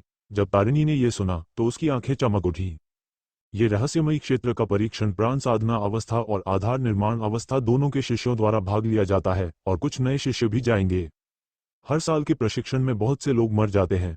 जब उसने ये सोचा तो तारिणी की आंखें तुरंत चमक उठीं और उसने बात करना बंद कर दिया। उन्हें क्या पता था कि आदित्य भी इस रहस्यमयी क्षेत्र के परीक्षण का इंतजार कर रहा था। उसके पास भी वही विचार था और वह इन दोनों लोगों को उसमें मरने देना चाहता था। आदित्य नीरा को अपने गुरु के निवास पर ले आया और पाया कि उसका दूसरा बड़ा भाई ऋषभ भी वहां था, इसलिए वह जल्दी से आगे बढ़कर प्रणाम करने लगा। छोटे भाई, क्या तुम भी गुरु से मिलने आए हो? ये लड़की कौन है? ऋषभ मुस्कुराते हुए बोला और उत्सुकता से नीरा को देखा। आदित्य ने सिर हिलाया, फिर उसकी आंखें घूमी और उसे तुरंत समझ में आ गया कि क्या हो रहा है। दूसरे भाई, गुरु सभी नए स्वीकृत छोटे भाइयों और छोटी बहनों को तुम्हारे हवाले तो नहीं कर रहे हैं, है ना? ऋषभ का चेहरा आदित्य के शब्द सुनकर तुरंत कड़वा हो गया। क्या ऐसा नहीं है? ऋषभ को नए लोगों को सिखाने का कोई अनुभव नहीं था, इसलिए वो बहुत परेशान था। वो यहाँ सिर्फ इस मामले से बचने और बड़ी बहन को इसे संभालने देने के लिए आया था। छोटे भाई, मैं पूरे दिन विचारों में पूरी तरह से खोया रहता हूँ। मैं एक नए व्यक्ति को कैसे सिखा सकता हूँ? मुझे लगता है कि इसे बड़ी बहन पर छोड़ना ज्यादा उचित होगा। आदित्य थोड़ा मुस्कुराया, फिर कहा, दूसरे भाई, ये वास्तव में उतना मुश्किल नहीं है जितना तुम सोचते हो। पहले तुम्हें उन्हें वेणु शिखर के वातावरण से परिचित कराना चाहिए, फिर उन्हें सदाबहार साधना सौंपनी चाहिए और उन्हें अपने शरीर में प्राण खींचना सिखाना चाहिए। जहां तक अन्य तकनीकों की बात है, तुम गुरु के बाद में सिखाने का इंतजार कर सकते हो। ऋषभ की आंखें आदित्य के शब्द सुनकर चमक उठी। उसने जल्दी से सिर हिलाया और मुस्कुराते हुए कहा, छोटे भाई, तुम्हारी बात में दम है, तो मैं पहले वापस जाऊंगा। ऋषभ अच्छी तरह जानता था कि सदाबहार साधना अमर संस्था की सबसे बुनियादी युद्धकला थी। यह वो युद्धकला भी थी जिसका अभ्यास उन्होंने पहली बार संस्था में शामिल होने पर किया था। वास्तव में वो इतनी जल्दी गुरु के पास नहीं आना चाहता था। अगर वो गुरु को नाखुश कर देता तो ये बुरा होता। अब आदित्य के मार्गदर्शन से ऋषभ को अचानक समझ में आ गया और पता चल गया कि क्या करना है। ऋषभ की जाती हुई पीठ को देखते हुए आदित्य थोड़ा मुस्कुराया। दूसरे बड़े भाई की वर्तमान स्थिति का शायद मतलब था कि वो अभी तक तीसरी बड़ी बहन से पूरी तरह से मोहित नहीं हुआ था। ये बेहतर है, ताकि मेरे द्वारा उन्हें मारने के बाद वो ज्यादा दुखी न हो। ऋषभ के जाने के कुछ ही समय बाद मेघा इंद्रधनुष वापस आ गई, जिससे नीरा बहुत घबरा गई। मेघा इंद्रधनुष बिल्कुल भी विनम्र नहीं थी। उसने नीरा का हाथ पकड़ा और उसके शरीर में आध्यात्मिक शक्ति की एक लट डाली। जब आध्यात्मिक शक्ति की यह लट फिर से वापस बही तो मेघा इंद्रधनुष की आंखें तुरंत चमक उठीं। हालांकि नीरा के शरीर में आध्यात्मिक शक्ति अस्त व्यस्त थी, लेकिन मेघा इंद्रधनुष की आंखों में ये कोई बड़ी बात नहीं थी। इस समय मेघा इंद्रधनुष ने आदित्य को और भी ज्यादा संतुष्टि के साथ देखा। मेघा इंद्रधनुष ने एक चीनी मिट्टी की बोतल निकाली और आदित्य को दे दी, और आदित्य की आंखें तुरंत चमक उठीं। ये राजसी सत्य जल है। मैं बाकी सामग्री का पता लगाने की कोशिश कर रही हूँ। जब आदित्य ने मेघा इंद्रधनुष के शब्द सुने तो वह बहुत खुश हुआ और जल्दी से मुट्ठी बांधकर कहा, धन्यवाद गुरु। मेघा इंद्रधनुष ने सिर हिलाया, एक पल के लिए सोचा, फिर अपनी पट्टिका निकाली और आदित्य को दे दी। मेरी पट्टिका ले जाओ और निधि भवन में जाओ और उन्हें बताओ कि तुम्हें एक काष्ठ मणि चाहिए। चौथी बुजुर्ग शायद मुझे वह एहसान देगी। आदित्य लंबे समय से संस्था की काष्ठ मणि के बारे में सोच रहा था। जब उसने मेघा इंद्रधनुष के शब्द सुने तो उसने दिखावा नहीं किया और अपने हाथ में पट्टिका ले ली। आदित्य रुका नहीं। उसे नहीं पता था कि बहुत देर हो चुकी है या नहीं, क्योंकि काष्ठमणि में जबरदस्त जीवन शक्ति थी जो विक्रम राठौड़ के लिए भी बहुत उपयोगी होगी, जिसकी नसों में समस्या थी। निधि भवन के दरवाजे पर विक्रम राठौड़ इस समय बहुत गर्व महसूस कर रहा था। अभी अभी उसके गुरु प्रमुख आचार्य देवदत्त चौहान ने उसकी नसों की सभी चोटों को ठीक करने में उसकी मदद की थी। साथ ही उसकी साधना का स्तर फिर से बढ़ गया था, जो प्राण साधना के छठे स्तर के मध्य चरण तक पहुंच गया था। ये देखते हुए कि विक्रम की चोट ने उसे कुछ समय के लिए विलंबित कर दिया था, देवदत्त चौहान ने इसके बारे में सोचा और याद किया कि निधि भवन में एक और काष्ठमणि थी, इसलिए उन्होंने इसे विक्रम को देने का फैसला किया। काष्ठमणि में जबरदस्त जीवन शक्ति होती है जो विक्रम के शरीर को लगातार पोषित कर सकती है और उसकी नसों में छिपे खतरों को पूरी तरह से समाप्त कर सकती है। चैतन्य पांडे विक्रम के बगल में रहा, उसे ठंडी आंखों से देखता रहा। बचपन से लेकर आज तक उसकी प्रतिभा को मानवी चौहान ने कुचल दिया, जिससे चैतन्य का जीवन अत्यंत निराशाजनक हो गया। चैतन्य पांडे ने मानवी का पीछा करने का विचार छोड़ दिया है और मानवी ने तो अमर संस्था भी छोड़ दी है। चैतन्य के लिए यह उसके दिल पर भारी पड़ने वाले विशाल पहाड़ को हटाने जैसा था, जिससे वह अंततः ताज़ी हवा में खुलकर सांस ले सका। लेकिन चैतन्य को उम्मीद नहीं थी कि मानवी के जाने के ठीक बाद विक्रम आ गया, और वह एक निम्न श्रेणी की स्वर्गीय अस्थि वाला था। इससे चैतन्य विक्रम के प्रति शत्रुता से भर गया, और उसके दिल में हत्या का इरादा महसूस हुआ। वह कभी भी किसी को अपने ऊपर सवार नहीं होने देगा, चाहे वह व्यक्ति कोई भी हो। जो कोई भी ऐसा करने की हिम्मत करेगा, वह उसका दुश्मन होगा। इसलिए विक्रम को देखने के पहले क्षण से ही चैतन्य का दिल हत्या के इरादे से भर गया था। चैतन्य स्वाभाविक रूप से इसे सतह पर नहीं दिखाएगा। आखिरकार उसकी बड़ी महत्वाकांक्षाएं थीं। वह पूरी अमर संस्था चाहता था। चैतन्य ने पहले ही मन बना लिया है कि वह निकट भविष्य में इस छोटे भाई को संस्था के प्रशिक्षण के लिए लाने का एक तरीका खोजेगा। आखिरकार रहस्यमयी क्षेत्र हड्डियों को दफनाने के लिए एक उत्कृष्ट स्थान है। उसका शरीर वास्तव में अपने से बेहतर था, और उसे प्रमुख आचार्य द्वारा शिष्य के रूप में भी स्वीकार कर लिया गया था। विक्रम पहले से ही अपनी मौत के रास्ते पर था। छोटे भाई, निधि भवन चौथी बुजुर्ग के अधिकार क्षेत्र में है। वह बैंगनी भवन अवस्था में 9वें स्तर की साधक है, इसलिए जब तुम बाद में उसे देखो तो तुम्हें विनम्र होना चाहिए। निधि भवन जैसी जगह संस्था के लिए एक महत्वपूर्ण स्थान है। अगर तुम चौथी बुजुर्ग के साथ अच्छे संबंध स्थापित कर सकते हो, तो वह निश्चित रूप से तुमसे लाभान्वित होगा। चैतन्य पांडे ने विक्रम से मुस्कुराते हुए और बहुत दयालु रवैये के साथ उसका परिचय कराया। ये सुनने के बाद विक्रम ने सिर हिलाया और फिर शांति से कहा, धन्यवाद बड़े भाई। विक्रम मन ही मन बहुत तिरस्कारपूर्ण था। उसने तुम्हें अभी बड़े भाई इसलिए कहा क्योंकि उसके गुरु थे। कुछ सालों के बाद मेरी साधना निश्चित रूप से दूसरे पक्ष से आगे निकल जाएगी। उस समय इस तरह के बड़े भाई पर ध्यान देने की कोई आवश्यकता नहीं होगी। जैसे ही दोनों बात कर रहे थे, वे पहले ही निधि भवन में चले गए थे। गुरु इंद्राणी दोनों को देखकर चौंक गईं, फिर वह मुस्कुराईं और चैतन्य से कहा, चैतन्य तुम एक दुर्लभ मेहमान हो। चैतन्य थोड़ा मुस्कुराया और बोला, चौथी बुजुर्ग, कुछ समय पहले आपके लिए असुविधाजनक था। आज छोटा भाई विक्रम संयोग से निधि भवन आ रहा था, इसलिए मैं आपसे मिलने आया, चौथी बुजुर्ग। विक्रम ने इस समय उपेक्षा करने की हिम्मत नहीं की और जल्दी से मुट्ठी बांधकर कहा, विक्रम चौथी बुजुर्ग को प्रणाम करता है। गुरु इंद्राणी ने विक्रम पर एक नजर डाली, फिर गुनगुने रवैये से सिर हिलाया। तुम्हारा स्वागत है। आज तुम्हें निधि भवन में क्या लाया है? चैतन्य के बोलने का इंतजार किए बिना विक्रम ने जल्दी से कहा, चौथी बुजुर्ग, गुरु ने मुझे वह काष्ठमणि लेने के लिए आने को कहा है। जब चैतन्य ने देखा कि विक्रम ने उसे टोकने की हिम्मत की, तो उसका भाव थोड़ा बदल गया, लेकिन फिर सामान्य हो गया। गुरु इंद्राणी थोड़ा चौंक गईं, फिर मुस्कुराईं और बोली, तुम बहुत देर से आए हो। अभी अभी छोटे भाई आदित्य ने तीसरे बुजुर्ग की पट्टिका लेकर काष्ठमणि ले ली। जब विक्रम ने ये सुना, तो उसके चेहरे पर मुस्कान तुरंत गायब हो गई और उसका भाव थोड़ा मुड़ गया। आदित्य सिंह, तुमने पहले मुझे घायल किया और फिर मेरी काष्ठमणि ले ली। तुमने पहले ही अपनी मौत तय कर ली है। विक्रम का दिल हत्या के इरादे से भर गया था। उसकी साधना में सफलता के साथ इस समय विक्रम का आत्मविश्वास फिर से बढ़ गया। ये सुनकर कि इसे आदित्य ने ले लिया है, चैतन्य को किसी कारण से राहत महसूस हुई। हालांकि आदित्य ने भी पिछली बार बड़ी धूम मचाई थी, लेकिन वह केवल तीसरे बुजुर्ग का शिष्य था और भविष्य में प्रमुख आचार्य के पद के लिए उससे प्रतिस्पर्धा करने के योग्य नहीं होगा। लेकिन विक्रम अलग था। दूसरे पक्ष के पास एक निम्न श्रेणी की स्वर्गीय श्रेणी की अस्थि संरचना थी, जबकि वह केवल एक उच्च श्रेणी की पृथ्वी श्रेणी की अस्थि संरचना वाला था। उनकी अस्थि संरचनाओं में एक बड़ा अंतर था। इसके अलावा काष्ठमणि एक जन्मजात आध्यात्मिक वस्तु है। इसमें न केवल जबरदस्त आध्यात्मिक शक्ति होती है, बल्कि शक्तिशाली जीवन शक्ति भी होती है। कोई भी जो इस चीज को परिष्कृत करता है, उसका साधना स्तर जल्दी से बढ़ जाएगा। चैतन्य ने पहले एक को परिष्कृत किया था, इसलिए वह स्वाभाविक रूप से इस चीज के लाभों को जानता था। विक्रम एक गंभीर भाव के साथ निधि भवन से निकल गया, और चैतन्य उसके पीछे एक हल्की सी व्यंग्यात्मक मुस्कान के साथ चला। छोटे भाई विक्रम, निराश मत हो। हमारी अमर संस्था में हर कुछ सालों में कुछ काष्ठमणि होती हैं। तुम गुरु के शिष्य हो। जब भविष्य में कोई काम होगा, तो तुम्हें निश्चित रूप से प्राथमिकता दी जाएगी।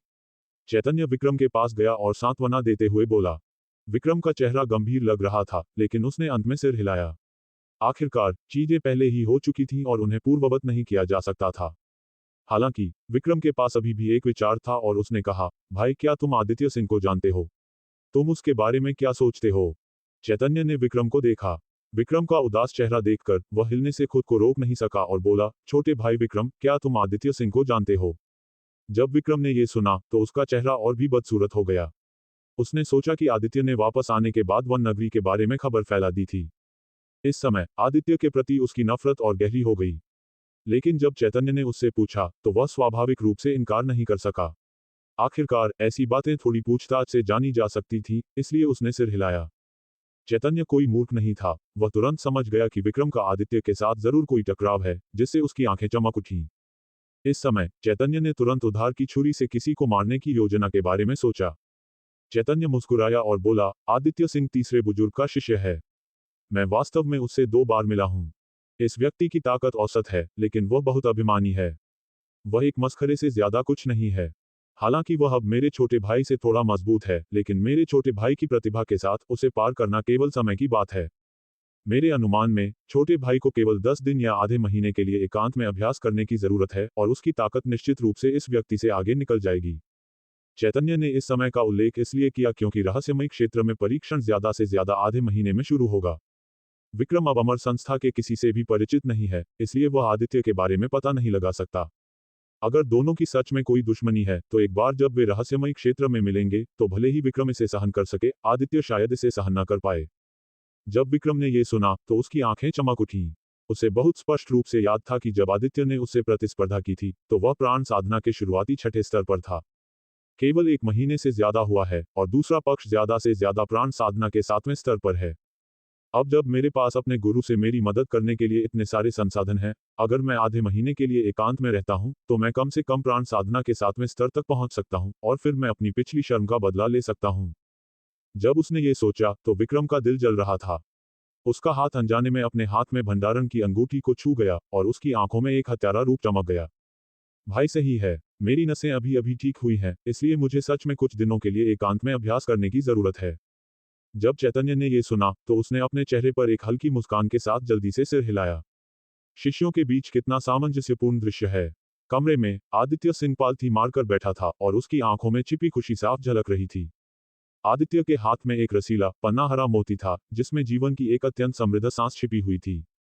यह मोती स्वाभाविक रूप से काष्ठमणि था, जिसे आदित्य ने अभी अभी निधि भवन की चौथी बुजुर्ग से लिया था। 5 तत्व 5 आंतरिक अंगों के अनुरूप हैं।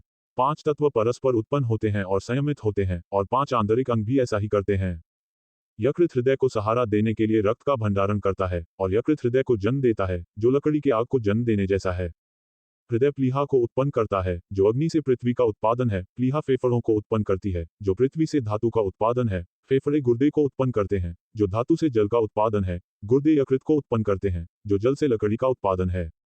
आदित्य के पास वर्तमान में काष्ठमणि और राजसी सत्य जल है, जो लकड़ी और पानी 2 आध्यात्मिक वस्तुओं के होने के बराबर है। आदित्य ने अपने मन में आंतरिक अंग शोधन की प्राचीन विधि के बारे में ध्यान से सोचा। इस विधि का अभ्यास करते समय आंतरिक अंगों को पोषित करने के लिए भौतिक शरीर से शक्ति खींचना आवश्यक है। आदित्य ने कुछ मध्यम श्रेणी की ऊर्जा मणि निकाली और उन्हें एक तरफ रख दिया ताकि वह उन्हें किसी भी समय उपयोग कर सके। अपने हाथ में अंधे जितने बड़े काष्ठमणि को देखते हुए आदित्य ने संकोच नहीं किया। उसने अपना मुंह खोला और काष्ठमणि को अपने पेट में खींच लिया। जैसे ही काष्ठमणि उसके पेट में गई, भयानक जादुई आध्यात्मिक शक्ति और शक्तिशाली आध्यात्मिक शक्ति तुरंत बाहर निकल आई। आदित्य ने तुरंत आंतरिक अंग शोधन की प्राचीन विधि का अभ्यास करके दोनों ताकतों को लपेट लिया और फिर उन्हें लगातार यकृत में भेजा।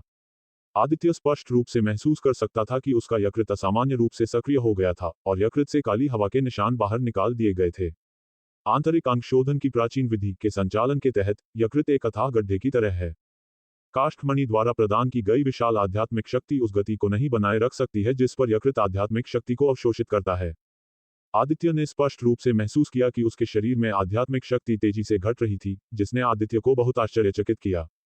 उसे उम्मीद नहीं थी कि सिर्फ एक यकृत को तपाने में इतनी भयानक ऊर्जा की खपत होगी। कोई आश्चर्य नहीं कि कुछ ही लोग दिव्य निधि के क्षेत्र तक पहुंच सकते हैं। समय तेजी से बीत गया और पलक झपकते ही 2 दिन बीत गए। आदित्य वहां बिना हिले डुले पालथी मारकर बैठा रहा। इस समय आदित्य बेहद पतला लग रहा था। उसके चारों ओर धूल का एक छोटा सा घेरा था, जो ऊर्जा मणि की आध्यात्मिक शक्ति समाप्त होने के बाद बचा हुआ मलबा था। आदित्य के शरीर में जीवन की एक शक्तिशाली सांस व्याप्त थी।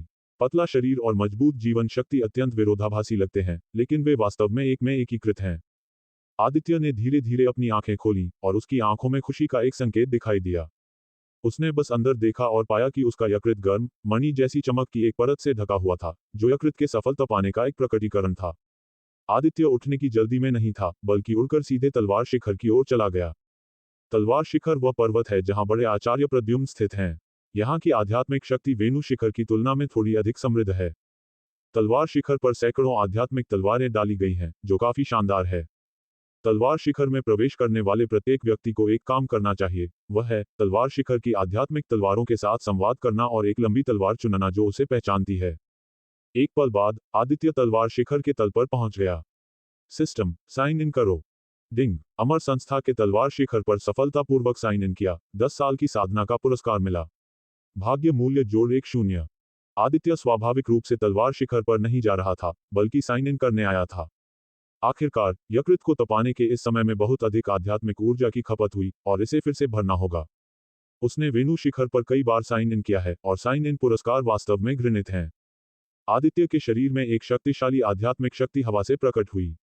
आदित्य ने बैंगनी ऊर्जा दहन कला का अभ्यास करके इस आध्यात्मिक शक्ति को अपने अंगों और हड्डियों में निर्देशित किया। इस आध्यात्मिक शक्ति के प्रवाह के साथ आदित्य का मूल रूप से पतला शरीर ऐसा मोटा हो गया जैसे कि वह फुलाया गया हो। बस एक पल में आदित्य सामान्य हो गया। लेकिन अभी भी कुछ आध्यात्मिक शक्ति बची थी, इसलिए आदित्य स्वाभाविक रूप से इसे बर्बाद नहीं करेगा। उसने इस आध्यात्मिक शक्ति को अपने ऊर्जा केंद्र में पहुंचाया किया और उसके ऊर्जा केंद्र में खपत हुई आध्यात्मिक शक्ति तेजी से भर गई। आदित्य मुस्कुराया और अपने शरीर के एक झटके के साथ वह सीधे वेणु शिखर पर लौट आया। तलवार शिखर पर हर कोई स्तब्ध था। उन्होंने मूल रूप से सोचा था कि आदित्य किसी काम के लिए वेणु शिखर आया था, लेकिन उन्हें नहीं पता था कि यह लड़का बस कुछ सांसों के लिए पहाड़ के तल पर रुका था। जैसे ही आदित्य वेणु शिखर पर लौटा, उसने अपने दूसरे बड़े भाई ऋषभ को देखा, जो उसे ढूंढ रहा था। आदित्य को देखकर ऋषभ की आंखें तुरंत चमक उठी और उसने जल्दी से आदित्य से कहा, छोटे भाई, गुरु हमें किसी काम के लिए देखना चाहते हैं। मैं अभी अभी छोटे भाई के निवास पर गया था और वहां कोई नहीं मिला। मैं बस वापस जाकर गुरु को रिपोर्ट करने वाला था। जब आदित्य ने यह सुना तो उसे लगा कि उसने कुछ सोचा है। उसकी आंखें चमक उठी और बिना किसी और बात के वह और ऋषभ सीधे मेघा इंद्रधनुष के निवास पर चले गए। जैसे ही वे पहुंचे, उन्होंने पाया कि अनन्या शर्मा, तारिणी, विजय, विनीता, नीरा और अन्य सभी वहां थे। जब मेघा इंद्रधनुष ने दोनों लोगों को आते देखा तो वह मुस्कुराए बिना नहीं रह सकी और सिर हिलाया, उन्हें एक तरफ खड़े होने का इशारा किया। आदित्य ने नीरा पर एक नजर डाली और बहुत हैरान हुआ। नीरा, जो 2 दिन पहले अभी भी एक नश्वर थी, वास्तव में प्राण साधना के तीसरे स्तर की साधना का स्तर प्रदर्शित कर रही थी। इससे आदित्य को तुरंत समझ में आ गया कि नीरा का जल आध्यात्मिक शरीर पूरी तरह से ठीक हो गया था। मैंने आज आप सभी को यहाँ इसलिए बुलाया है क्योंकि मेरे पास घोषित करने के लिए 2 चीजें हैं। पहली चीज जो मैं करने जा रही हूँ, वह है आधिकारिक तौर पर नीरा को मेरे व्यक्तिगत शिष्य के रूप में स्वीकार करना। चूंकि वह सबसे आखिर में शामिल हुई है, इसलिए वह अब से तुम्हारी छोटी बहन होगी। मेघा इंद्रधनुष मुस्कुराते हुए बोली, उसके चेहरे पर एक बहुत ही खुश भाव था। नीरा भी बेहद उत्साहित थी। वह भीड़ से बाहर निकली, मेघा इंद्रधनुष के सामने चली गई और सीधे घुटने टेक दी। शिष्या नीरा गुरु को प्रणाम करती है। नीरा के बोलने के बाद उसने सम्मानपूर्वक मेघा इंद्रधनुष को 3 बार सिर झुकाया। आंसू उसके चेहरे पर बह रहे थे। उसने इन वर्षों में बहुत कुछ सहा है और अब यह अंततः खत्म हो गया है। आदित्य ने अनन्या शर्मा और तारिणी पर एक नजर डाली। दोनों के चेहरे पर कोई भाव नहीं था, जैसे कि यह सब उनसे कोई लेना देना नहीं था। विनीता आगे बढ़ी और नीरा को चाय का एक कप दिया जो पहले से ही तैयार था। नीरा ने धन्यवाद में सिर हिलाया, फिर सम्मानपूर्वक चाय का कप मेघा इंद्रधनुष को दिया। मेघा इंद्रधनुष थोड़ा मुस्कुराई, चाय का कप लिया, एक घूंट लिया और फिर चाय का कप अपने बगल में छोटी मेज पर रख दिया। मेघा इंद्रधनुष ने अपनी उंगली नीरा की भौं पर इंगित की। आज मैं तुम्हें संस्था की तकनीक सदाबहार साधना सिखाऊंगी। ये तकनीक नींव है और सभी नए शिष्यों द्वारा भी इसका अभ्यास किया जाता है। मुझे उम्मीद है कि तुम विनम्र रहोगी और अपने साथी वरिष्ठों से सीखोगी। ये सुनने के बाद नीरा ने जल्दी से सिर हिलाया, फिर सम्मानपूर्वक कहा, आपकी शिक्षाओं के लिए धन्यवाद गुरु।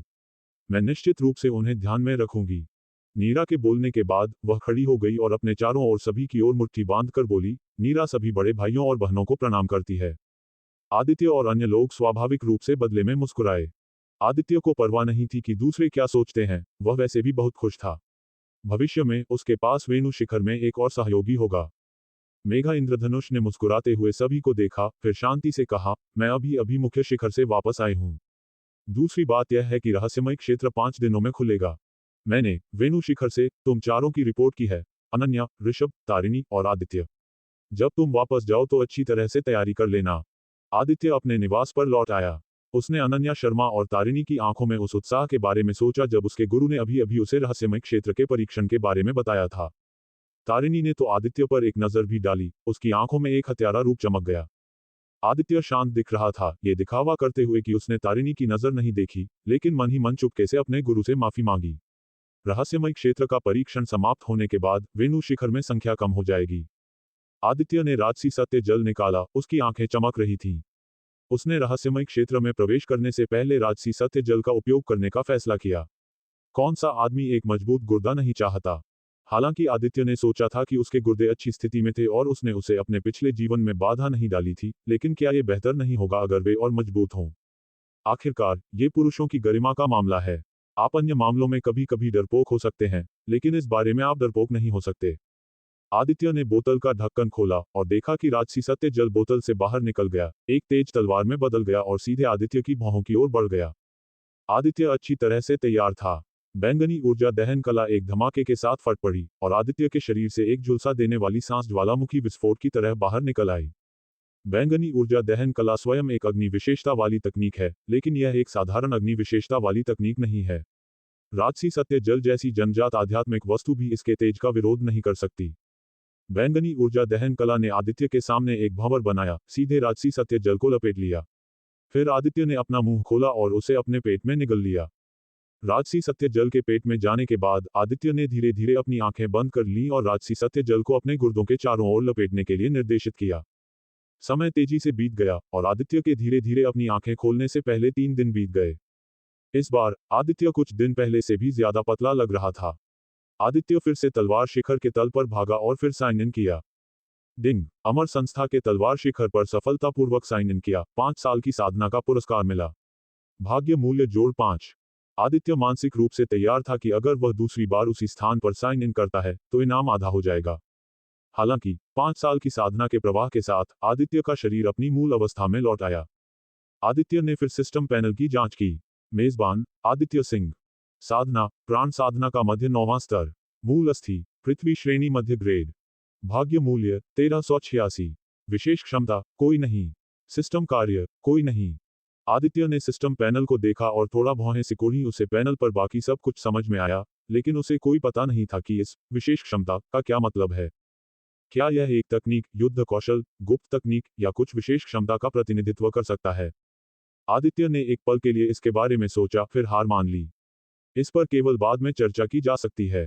आदित्य के तलवार शिखर के तल पर पहुंचने के बाद वह फिर से चला गया, जिससे तलवार शिखर के शिष्य भ्रमित हो गए। उन्हें नहीं पता था कि इस बड़े भाई आदित्य का क्या मतलब है। हालांकि तलवार शिखर के शिष्यों के पास ऐसे मामलों की परवाह करने के लिए ज्यादा समय नहीं था, क्योंकि रहस्यमय क्षेत्र का परीक्षण शुरू होने वाला था और हर कोई घबराहट भरी तैयारी कर रहा था। अमर संस्था के रहस्यमय परीक्षण में पिछले वर्षों में मृत्यु दर 5 में से 1 थी, जिसका मतलब है कि 5 में से 1 व्यक्ति की मृत्यु हो गई। जब तक वे रहस्यमय क्षेत्र से बाहर निकलते हैं, कोई भी जांच नहीं करेगा कि इन लोगों को किसने मारा और वे कैसे मरे। अमर संस्था किसी भी अन्य साधना शक्ति की तरह एक मृत व्यक्ति के लिए अपने जीवित शिष्यों का बलिदान कभी नहीं करेगी। इसलिए रहस्यमय क्षेत्र में कई शिकायतें जो संस्था में हल करने में असुविधाजनक होती हैं, उन्हें रहस्यमय क्षेत्र में हल किया जाएगा। ऐसी चीजों के लिए अमर संस्था आंखें मूंद लेती है। केवल जो जीवित हैं, वे ही वे प्रतिभाएं हैं जिन्हें संस्था विकसित करना चाहती है। आदित्य ने अपने पिछले जीवन में इस परीक्षण में भाग नहीं लिया था, लेकिन वह जानता था कि यह परीक्षण आसान नहीं था और नुकसान बहुत बड़ा होगा। रहस्यमय क्षेत्र का परीक्षण समाप्त होने के बाद अमर संस्था के कई बुजुर्ग इतने गुस्से में थे कि उनकी नाकें टेढ़ी हो गई थीं। इस समय अमर संस्था के चौक में 200 से ज्यादा लोग जमा हो गए हैं, और ये वे लोग हैं जो परीक्षण में भाग ले रहे हैं। हालांकि अमर संस्था में केवल 9 बुजुर्ग हैं, लेकिन कई अतिथि बुजुर्ग हैं, लेकिन उनका दर्जा 9 बुजुर्गों जितना ऊंचा नहीं है। बहुत से लोग 9 बुजुर्गों के शिष्य बनने में असमर्थ हैं, इसलिए वे स्वाभाविक रूप से अगली सबसे अच्छी चीज के लिए समझौता करेंगे और एक अतिथि बुजुर्ग के शिष्य बनेंगे। आदित्य ऋषभ के साथ खड़ा था। उसने उपस्थित सभी पर एक नजर डाली और मन ही मनाह भरी। इन लोगों में से कम दर्जनों रहस्यमय क्षेत्र में हमेशा के लिए दफन हो जाएंगे। आदित्य ने चारों ओर देखने के बाद वह भौहें सिकोड़े बिना नहीं रह सका। उसने विक्रम को नहीं देखा। क्या ऐसा हो सकता है कि यह लड़का भाग नहीं लेने वाला था? इस समय दूर से 2 आकृतियां दिखाई दी। वे चैतन्य पांडे और विक्रम राठौड़ थे। इस समय विक्रम आत्मविश्वास से भरा हुआ था। पिछले कुछ दिनों के एकांत ने उसकी साधना को एक उच्च स्तर पर पहुंचने दिया था। इस समय वह पहले से ही प्राण साधना के शुरुआती 7वें स्तर में था। उसकी साधना में सफलता ने विक्रम को पिछली सभी उदासी को दूर करने की अनुमति दी। उसने चारों ओर देखा और अंत में आदित्य को देखा। विक्रम ने अपनी आंखों में हत्या के इरादे को नहीं छिपाया, लेकिन सौभाग्य से वह ये भी जानता था कि यह कार्रवाई करने की जगह नहीं थी, अन्यथा वह अपनी पिछली अपमान का बदला लेने के लिए तुरंत कार्रवाई करना चाहता। इस समय दूसरे बुजुर्ग गुरु प्रताप प्रकट हुए और साथ ही छठे बुजुर्ग गुरु योगेश भी प्रकट हुए। वे इस परीक्षण के प्रभारी व्यक्ति थे। सब लोग, ये परीक्षण संस्था का आधार निर्माण और प्राण साधना अवस्था के शिष्यों के लिए 10 साल में एक बार होने वाला प्रशिक्षण है। ये तुम्हारे लिए एक परीक्षा भी है। अंतिम परिणाम उन खूंखार जानवरों के शवों से निर्धारित किया जाएगा जो हर कोई संस्था को सौंपता है। बेशक आधार निर्माण अवस्था और प्राण साधना अवस्था के लिए आवश्यकताएं अलग अलग हैं, इसलिए उन्हें अलग अलग स्थान दिया जाएगा। अब सब लोग कृपया मेरे पीछे आएं और संस्था के पिछले पहाड़ की ओर बढ़ें। गुरु प्रताप के बोलने के बाद उन्होंने नेतृत्व किया और अमर संस्था के पिछले पहाड़ की ओर उड़ गए। अन्य लोगों ने अपनी उड़ने वाली तलवारें निकाली और करीब से पीछा किया। बस एक पल में वे पिछले पहाड़ में एक खुली जगह पर पहुंच गए। इस समय पिछले पहाड़ में खुली जगह में चौथी बुजुर्ग गुरु इंद्राणी, पांचवें बुजुर्ग गुरु तपन और आठवें बुजुर्ग गुरु जगन्नाथ सभी वहां थे। तीनों स्वर्ग, पृथ्वी और मनुष्य की 3 दिशाओं में पालथी मारकर बैठे थे। उनके नीचे एक विशेष संरचना धीरे धीरे घूम रही थी और संरचना के ऊपर एक विशेष द्वार दिखाई दिया। द्वार से अंतरिक्ष शक्ति की हल्की हल्की धाराएं आ रही थीं। ये स्पष्ट था कि बस इस दरवाजे से गुजरकर कोई एक नई जगह में प्रवेश करेगा। सब लोग, यह एक यादृच्छिक द्वार है जो तुम्हें परीक्षण के स्थान पर ले जाएगा। यह मणि पर टिका रखो। अगर तुम्हें जीवन मृत्यु का संकट आता है तो इसे कुचल दो और तुम्हें बाहर भेज दिया जाएगा। बेशक अगर तुम पूरे 7 दिन तक वहां नहीं रहते तो तुम्हारा प्रदर्शन चाहे जो भी हो, तुम्हें रैंकिंग में शामिल नहीं किया जाएगा। छठे बुजुर्ग गुरु योगेश मुस्कुराए और बोले, फिर उन्होंने हाथ हिलाया। मणि पर टिकाएं उड़कर प्रत्येक व्यक्ति के सामने सटीक रूप से उतरी और सभी ने उन्हें पकड़ने के लिए हाथ बढ़ाया।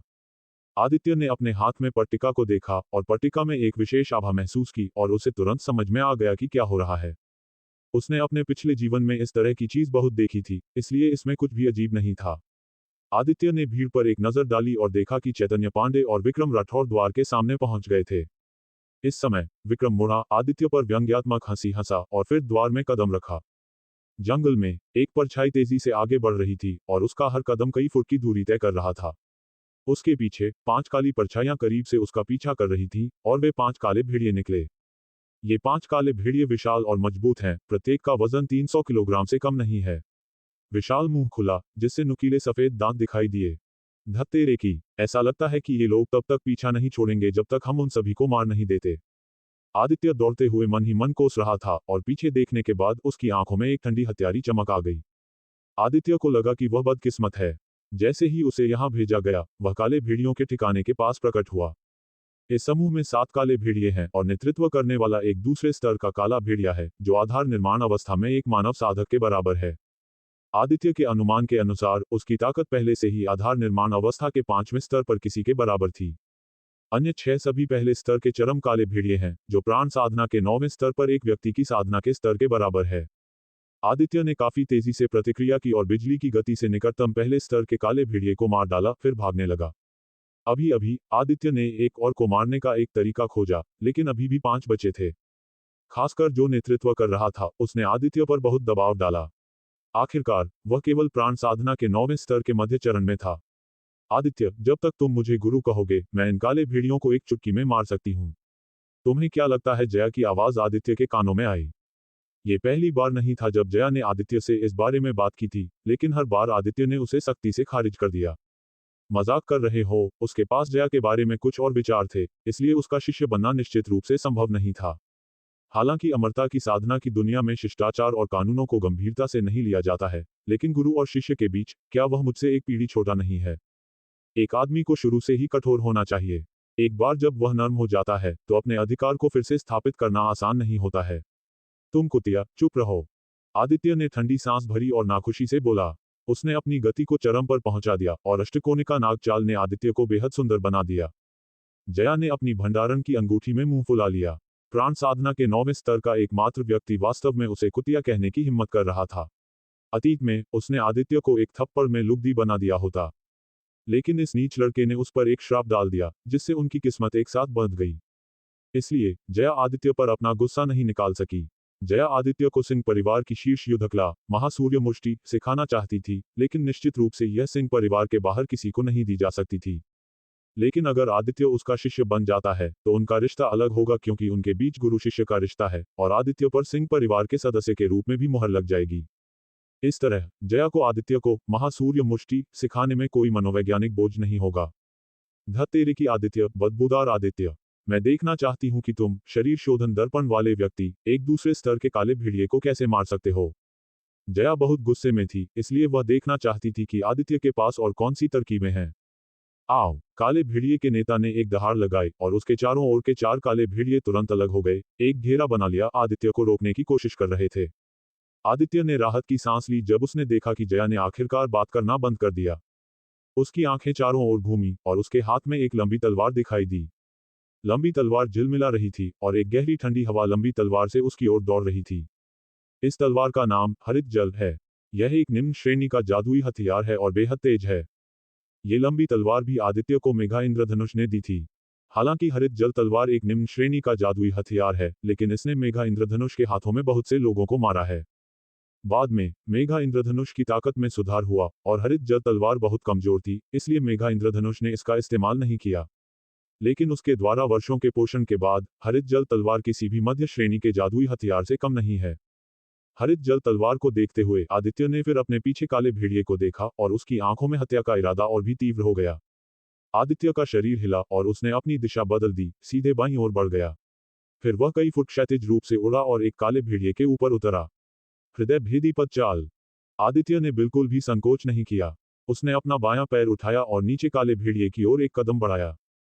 हालांकि आदित्य का बायां हाथ काले भेड़िए को नहीं छुआ, फिर भी काला भेड़िया चीखा और बेतहाशा दौड़ते हुए एक पल में अपना संतुलन खो बैठा। एक धमाके के साथ काले भेड़िए का सिर सीधे एक बड़े पेड़ से टकराया, जिससे वह दर्द से कराह उठा। लेकिन इस समय काले भेड़िए की गर्दन पर एक भूत की तरह एक तलवार की रोशनी दिखाई दी और सीधे काले भेड़िए का गला काट दिया। काले भेड़िए का खून उसके गले से एक फव्वारे की तरह निकला और फिर वह अनिच्छा से नीचे गिर गया। आदित्य का शरीर हिला और एक बड़े पेड़ पर गायब हो गया। उसके मुंह के कोने पर एक हल्की सी हाँफ थी। हृदय भेदी पद चाल में बहुत अधिक आध्यात्मिक ऊर्जा की खपत होती है। हालांकि उसने सिर्फ एक कदम उठाया, लेकिन उसे लगा कि उसके शरीर में 10% आध्यात्मिक ऊर्जा गायब हो गई है। फिर आदित्य ने छाया तलवार कला का इस्तेमाल किया और एक भूतिया तलवार से वार किया, जिससे काले भेड़िए की मौत हो गई।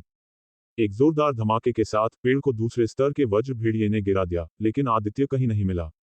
इस समय आदित्य कई फुट दूर एक बड़े पेड़ में छिपा हुआ था। उसकी आंखों में एक ठंडी नजर थी। चूंकि ये जानवर उसे जाने नहीं देंगे, तो वह नहीं जाएगा। आदित्य ने दूसरे स्तर के काले भेड़िए को घूरा। उसे बाईं ओर दूर की ओर दौड़ते देखकर आदित्य को पता चल गया कि अवसर आ गया है। छाया तलवार कला, छाया तलवार वाद। आदित्य ने कुछ बड़बड़ाया और उसका शरीर 10 फुट दूर एक काले भेड़िए की ओर बिजली की तरह दौड़ा और उसकी तलवार सीधे प्रतिद्वंद्वी के गले में चली गई। लेकिन काले भेड़िए की प्रतिक्रिया भी बेहद संवेदनशील थी। जब आदित्य की तलवार काले भेड़िए के गले तक पहुंची, तो काला भेड़िया अचानक दाईं ओर चला गया। नतीजतन तलवार काले भेड़िए के गले को भेदने में विफल रही, लेकिन केवल काले भेड़िए पर एक लंबा घाव छोड़ गई, जिसमें खून बह रहा था। आदित्य ने ठंडी सांस भरी, अपना बायां हाथ पिंच किया और उसके चारों ओर लपटें नाचने लगीं। जैसे ही लपटें घूमी, एक ज्वलंत प्रभामंडल बना, जिसे आदित्य ने एक उंगली से बाहर निकाल दिया। ज्वाला चक्र। आदित्य धीरे से चिल्लाया और ज्वलंत प्रकाश चक्र तेजी से घूमा, सीधे काले भेड़िए से टकराया। काला भेड़िया बुरी तरह से चीखा और उसका विशाल शरीर ज्वलंत प्रकाश चक्र द्वारा 2 टुकड़ों में कट गया और खून और आंतरिक अंग पूरी जमीन पर बह गए। इस समय एक काली परछाई उसकी ओर झपटी, अपना खूनी मुंह खोला और आदित्य के सिर पर काट लिया। एक मछली जैसी बदबू आदित्य की नाक से टकराए और उसे लगभग उल्टी आ गई। इस समय चकमा देना बहुत देर हो चुकी थी। आदित्य ने ठंडी सांस भरी, पीछे की ओर गिरा, अपने दाहिने हाथ में लंबी तलवार उठाई और काली परछाई पर वार किया। काले भेड़िए की विशाल आकृति आदित्य के ऊपर से उड़ गई और हरित जल तलवार ने सीधे काले भेड़िए के पेट के साथ एक लंबा घाव काट दिया। खून के छींटे पड़े, जिससे आदित्य का चेहरा भेड़िए के खून से ढक गया। काले भेड़िए को सीधे आदित्य ने फाड़ दिया था। हालांकि वह अभी मरा नहीं था, लेकिन वह अब और नहीं जी सकता था। पलक झपकते ही 3 काले भेड़िए आदित्य द्वारा मारे गए।